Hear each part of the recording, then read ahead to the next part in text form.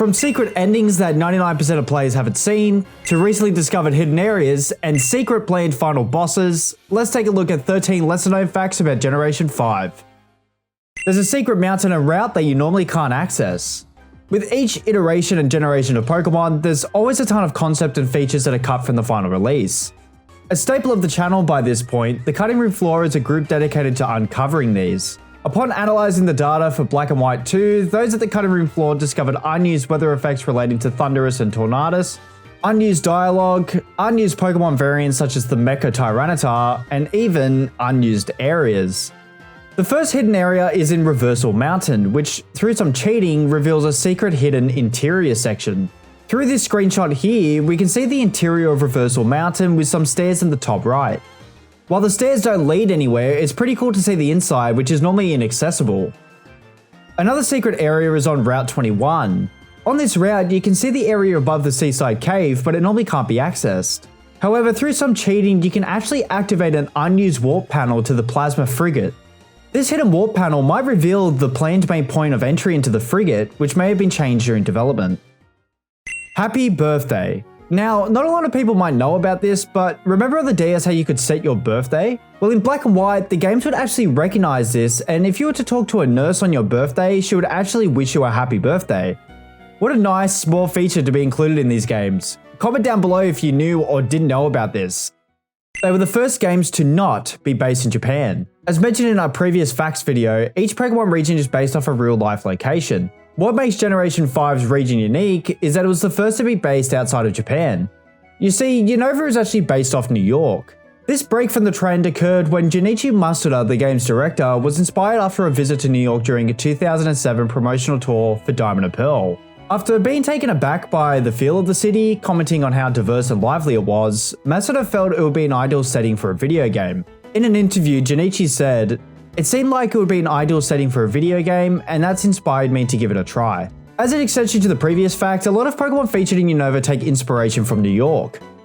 Obvious examples of this include Trubbish and Garbodor, which reference the pollution associated with urban cities, and Pidove with its evolution line representing the many pigeons that call New York home.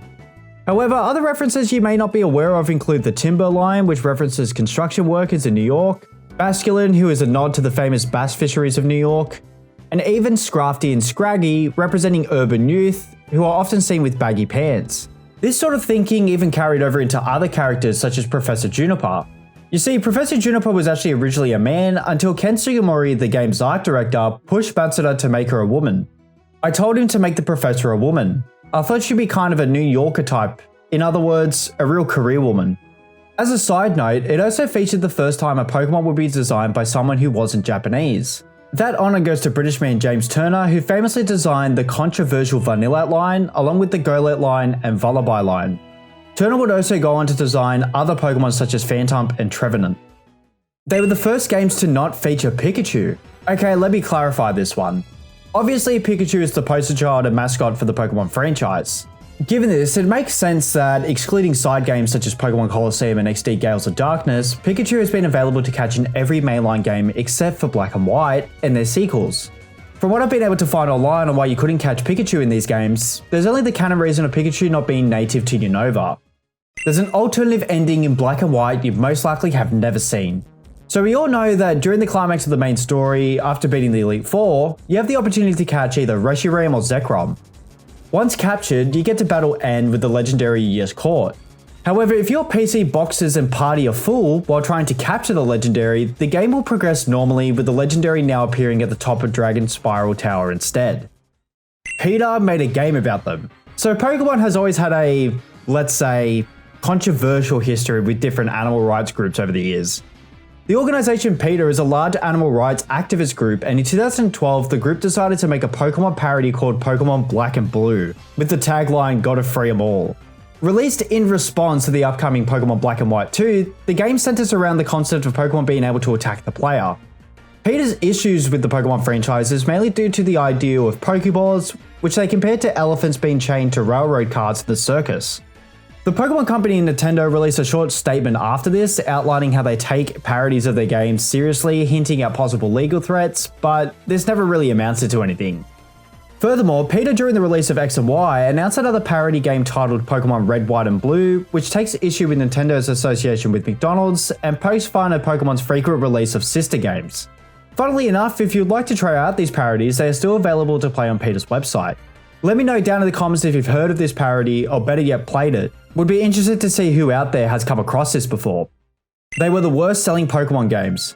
It's funny to think about this now given the immense popularity of Pokemon Black and White 2, but historically they are the worst selling mainline Pokemon games to date, excluding sister games such as Emerald and Platinum of course. With just over 7.6 million units sold worldwide, they fall just behind Ultra Sun and Ultra Moon to claim this unfortunate title. Easter egg references. Now, who doesn't love a good old Easter egg? Well, lucky for those of you who do, there are plenty to be found in the Generation 5 games. A lot of the Easter eggs that can be found in Generation 5 have to do with past evil teams. In Black and White, head over to Icarus City during winter and travel to a house located in the southeast end. In this house, you'll find a biker, and after talking to him, he will explain that he used to be a Team Rocket member. Additionally, also in Icarus City in winter, but in Black and White 2, you'll find a couple who used to be a Team Aqua and Team Magma Grunts. I think this is such a cool Easter egg, and I think it deserves a sub if you didn't know about this. The return of Diamond Dust. Now, I actually don't know how many of you out there would be aware of this, but there is actually a small Easter egg introduced in Generation 4 called Diamond Dust. This is something we talked about in our previous fact series on Generation 4, but Diamond Dust is an overworld effect where the snowflakes you'd normally see in, say, Snowpoint City are changed to a sparkling dust effect on particular dates, such as Junichi Matsuda's birthday, amongst others. What many of you may not know about, however, is that this effect is also present in Black and White 2. In Icarus City, if you visit on December 31st, you would see this overworld effect. Diamond Dust is also present across various dates in Heart Gold and Soul Silver, X and Y, Brilliant Diamond and Shiny Pearl, Sun and Moon, Ultra Sun and Ultra Moon, and Scarlet and Violet. The infamous Skydrop glitch.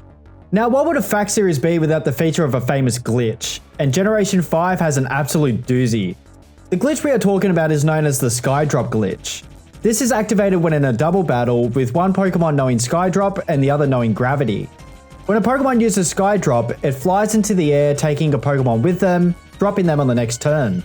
However, if you use the move Gravity, while the Pokemon is still in the air, it will cancel out Skydrop and the two floating Pokemon will drop to the ground. The problem this creates, however, is that the game still registers the enemy Pokemon as in the air, which will incapacitate the opposing Pokemon, rendering them useless.